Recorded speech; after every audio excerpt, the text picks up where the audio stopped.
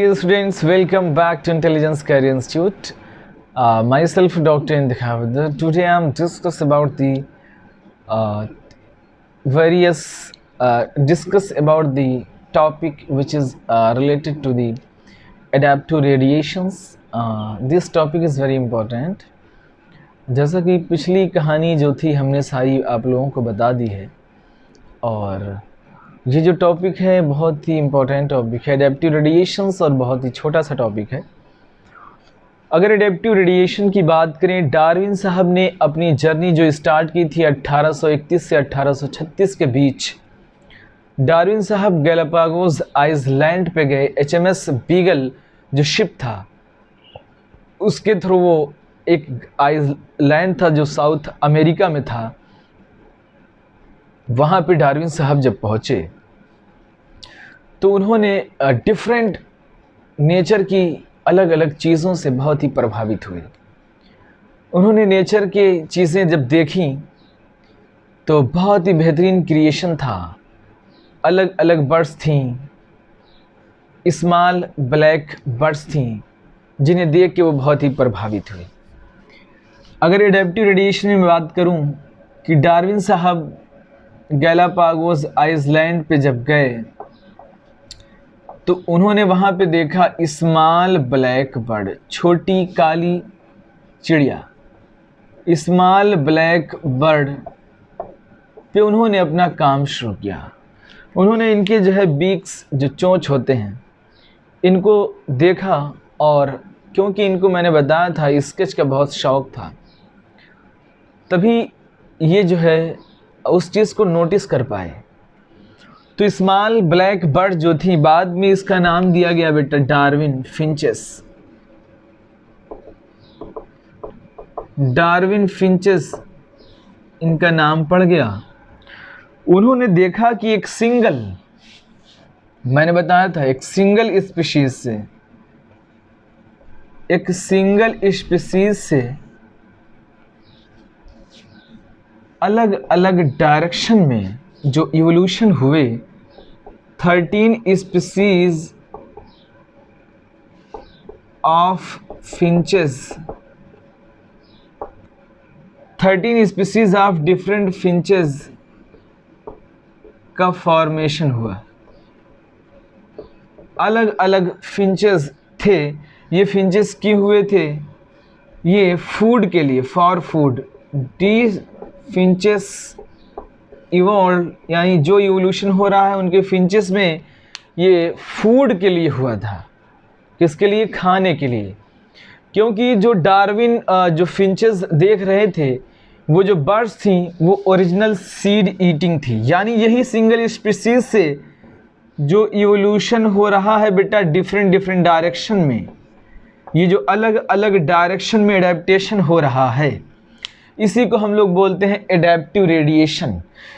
यानी adaptive radiation से एक और चीज़ पाया जाता है बेटा होमोलॉगस के अंदर।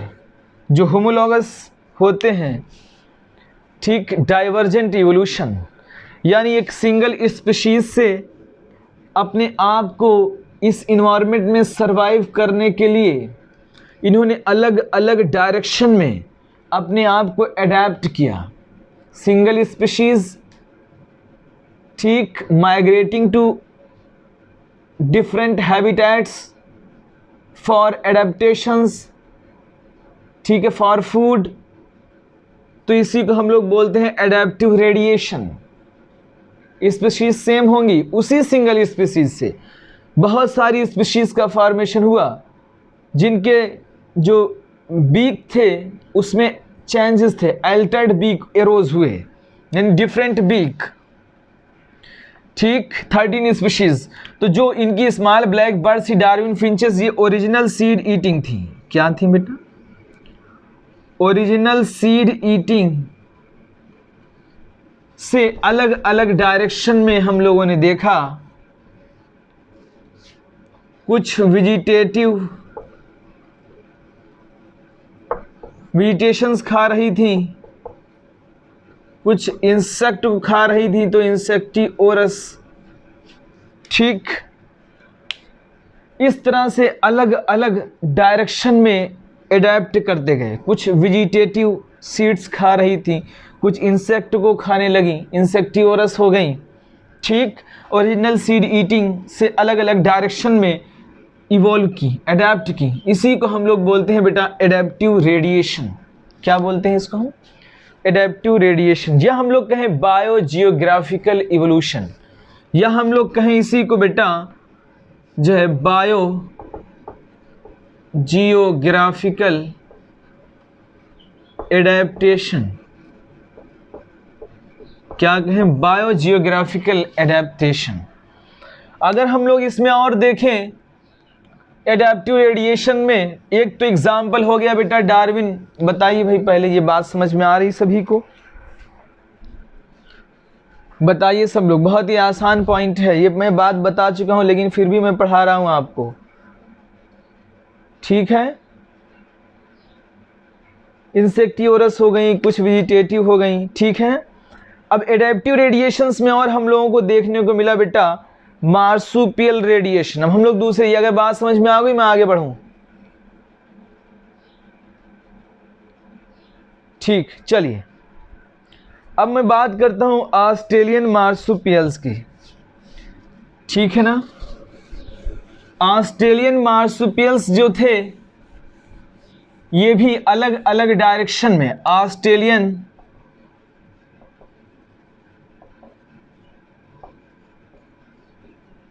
मार्सुपियल से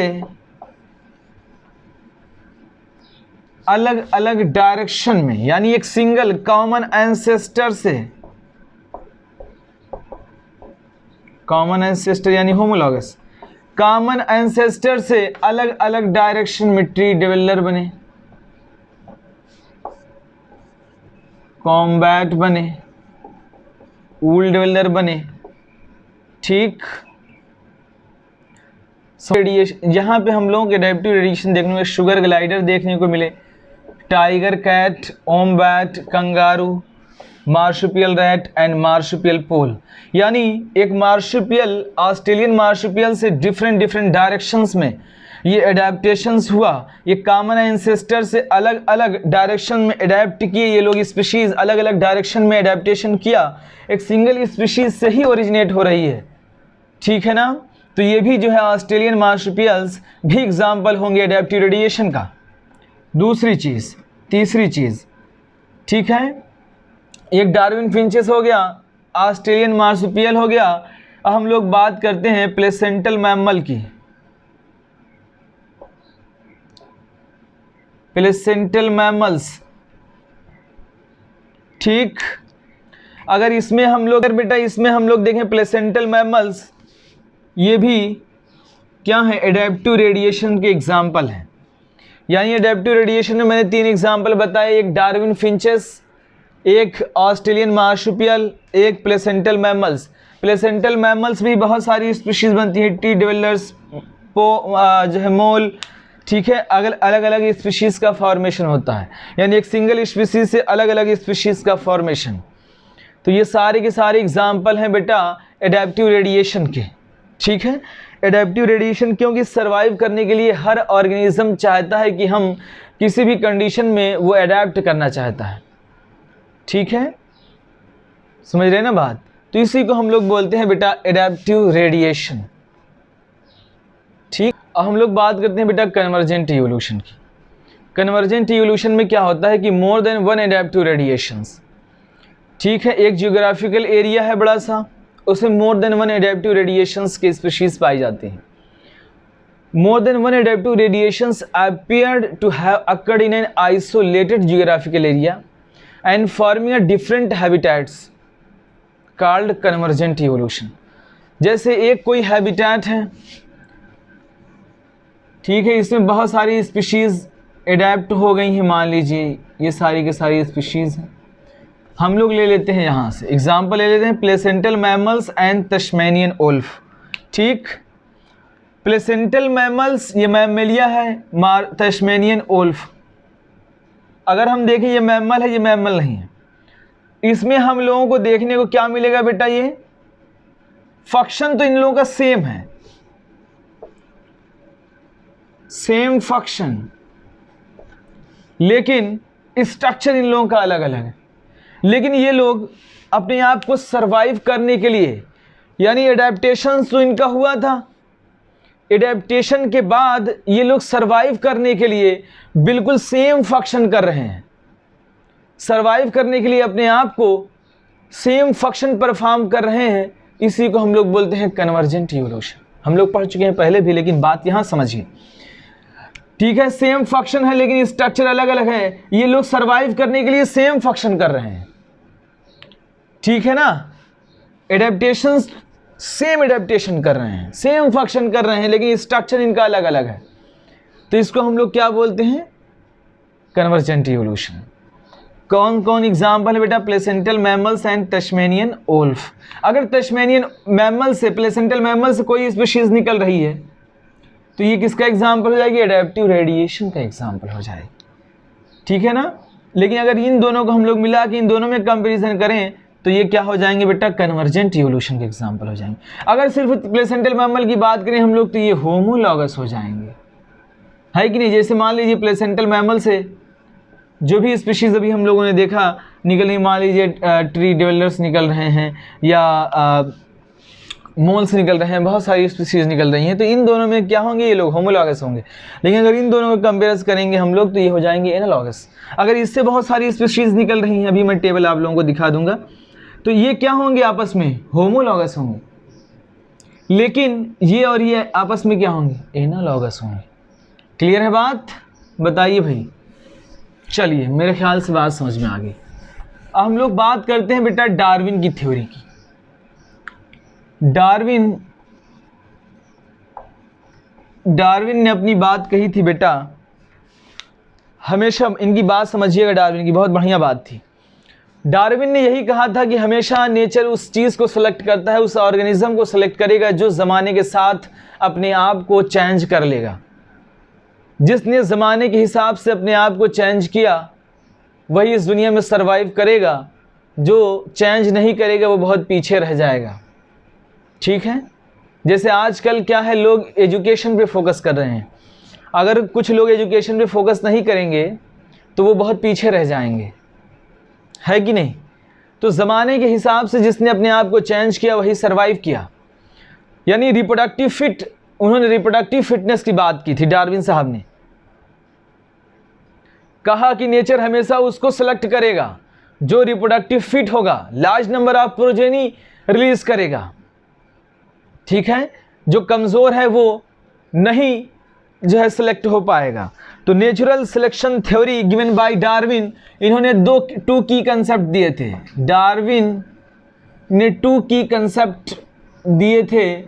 पहला कंसेप्ट इनका ये था बेटा ब्रांचिंग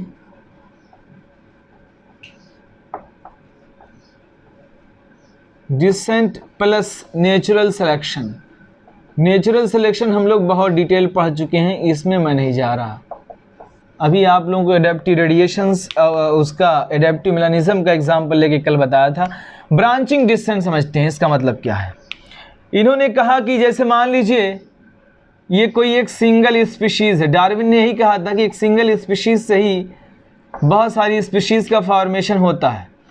तो एक सिंगल स्पीशीज़ से मान लीजिए ये स्पीशीज़ 1 है, आगे एक जनरेशन आगे बढ़ी, एक स्पीशीज़ और ये 2 स्पीशीज़, ठीक है। अब लेकिन जैसे जैसे हम लोग आगे बढ़ेंगे, जैसे जैसे संतान आएगी, अगली प्रोजेनी उसकी आएगी, वो हमेशा अपने पेरेंट्स से सुपीरियर होगी। तो हो सकता है वो इन्वायरमेंट ऐसा ना रहा हो जिसमें ये पहली स्पीशीज़ जो थी ये सरवाइव करे, इसकी डेथ हो गई। अब ये वाली सरवाइव कर गई, इसी से बेटा फिर सेकेंड स्पीशीज़ की कुछ स्पीशीज़ और इससे एक नई स्पीशीज़ यानी थर्ड स्पीशीज़ का फॉर्मेशन हुआ। ये हो सकता है उस इन्वायरमेंटल कंडीशन में सरवाइव ना करे, डेथ हो गई, लेकिन ये सरवाइव कर गई।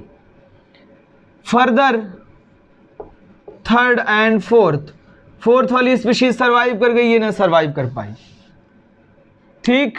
तो इसी को हम लोग बोलते हैं ब्रांचिंग डिसेंट। जैसे जैसे हम लोग आगे जाएंगे एक जनरेशन हमारी ख़त्म होती जाएगी और जो सेकंड जनरेशन यानी उससे जनरेशन बनेगी वो हाईली सुपीरियर होगी, उसके अंदर नए कैरेक्टर आएंगे।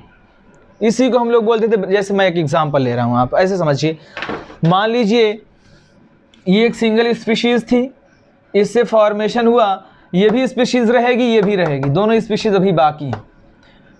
ये नई जो कैरेक्टर नया स्पीशीज़ थी, ये सेकेंड वाली स्पीशीज़ के अंदर मान लीजिए बेटा कि आ गई जो है सुनामी, या आप मान लीजिए फ्लड आ गया, और इस जो सेकेंड स्पीशीज़ थी इसको तैरना आता था और फर्स्ट स्पीशीज़ को तैरना नहीं आता था। तो बताओ नेचर किसको सेलेक्ट करेगा? जो सुपीरियर है, जो हर इन्वायरमेंटल कंडीशन में अपने आप को सर्वाइव कर ले रहा है। पहली स्पीशीज़ को तैरना नहीं आता था, तो क्या ये स्पीशीज़ सर्वाइव करेगी? नहीं करेगी ये स्पीशीज़ सर्वाइव। ये स्पीशीज़, ठीक है, क्या सर्वाइव कर पाएगी? नहीं सर्वाइव कर पाएगी। मान लीजिए तो सेकेंड सर्वाइव करेगी, जो सेकेंड सर्वाइव करेगी तो इससे भी कुछ अच्छी स्पीशीज़ आएगी आगे। फर्दर मान लीजिए कुछ और चीज़ें हो गई, जो सेकेंड स्पीशीज़, मान लीजिए टेम्परेचर बहुत ज़्यादा हो गया, जो सेकेंड स्पीशीज़ सर्वाइव नहीं कर पाई क्योंकि इसके अंदर उतनी कैपेबिलिटी नहीं थी कि ये टेम्परेचर को बर्दाश्त कर पाए, तो ये विलुप्त हो जाएगी, लेकिन थर्ड स्पीशीज़ सर्वाइव करेगी। तो इन्होंने यही दिया था, natural selection as well as branching descent की थ्योरी। यही इसी को हम लोग बोलते हैं ब्रांचिंग डिसेंट। जैसे जैसे हम लोग नीचे की तरफ जाते हैं वैसे वैसे हमेशा सुपीरियर स्पीशीज़ ही आएंगी। बताइए भाई, क्या समझ पा रहे हैं आप? ब्रांचिंग डिसेंट जो है बहुत आसान तरीके से समझाया आपको। अगर बात ना समझ में आए तो पैसा वापस, बात समझ में आ गई तो अच्छी बात है। बताइए भाई, क्या सबको समझ में आ रहा है? चलिए अब हम लोग जो है इतना ही रखते हैं। आगे मेरे ख्याल से बाकी तो चीज़ें मैं पढ़ा चुका हूँ, अब कुछ बाकी तो नहीं रह गया है, ठीक है?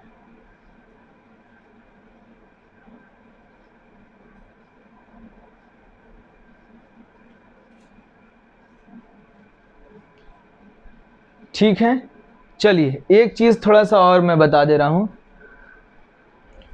थोड़ा सा मैं लैमार्क के बारे में थोड़ा सा बताऊंगा, ज़्यादा नहीं। अगर मैं लैमार्क की वैसे बता चुका हूँ, लेकिन मुनासिब नहीं समझ रहा हूँ, इतना ही है। और थोड़ा सा मैं आपको बता दे रहा हूँ लैमार्क के बारे में। अगर हम लोग लैमार्क की बात करें, लैमार्क ने दिया था जो अपनी थ्योरी, उनकी थ्योरी थी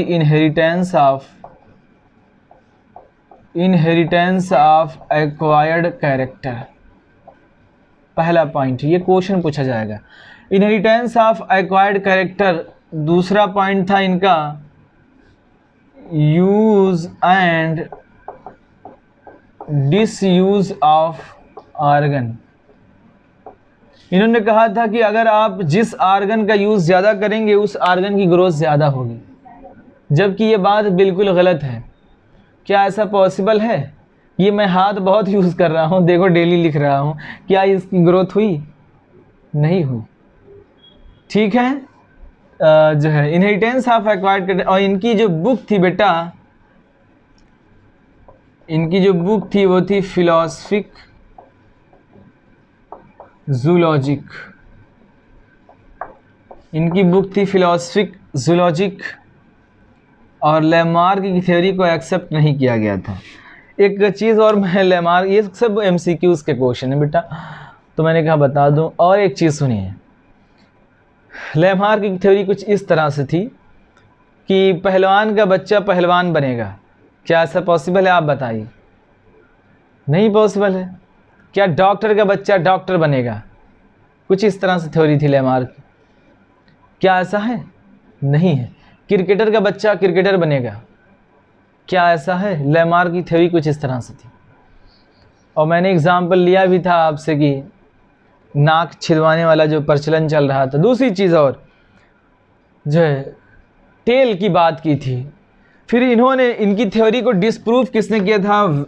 वीज़मैन साहब ने। वीज़मैन साहब ने लैमार्क की थ्योरी को जो है डिसप्रूव किया। इन्होंने क्या किया? कई जनरेशन तक इन्होंने दिया था theory of germ plasm, theory of germ plasm की थ्योरी दी थी। इन्होंने क्या किया था, रैट की टेल को कई जनरेशन तक कट किया। रैट की जनरेशन को जब कई जनरेशन तक इन्होंने कट किया तो देखा कि जितनी भी आगे की जनरेशन आ रही है सारी की सारी जो है विद टेल आ रही है। ऐसा नहीं है कि उसमें टेल ना हो, क्योंकि हर चीज़ जीन के अंदर मौजूद होती है। ये लोग टेल कट कर रहे थे। तो इन्होंने कहा कि जो लैमार्क की थ्योरी है ये गलत है, क्योंकि मैंने एक्सपेरिमेंट किया, रैट की टेल को बार बार कट किया, कट करने के बाद भी नए कैरेक्टर वैसे ही कैरेक्टर आ रहे थे। तो इनकी थ्योरी यहाँ पे डिसप्रूव्ड होगी। ठीक है बेटा, मेरे ख्याल से बात समझ में आई होगी। बताइए, इतना ही आज रखते हैं बेटा। ठीक है, थोड़ा सा और मैं कुछ चीज़ें बताऊंगा। ठीक है ना। Theory of continuity of germplasm given by Weizmann, rat पे एक्सपेरिमेंट किया था इन्होंने जो है। और मैं थोड़ा सा इसमें आप लोगों को कुछ चीज़ें PDF से पढ़ा दे रहा हूँ।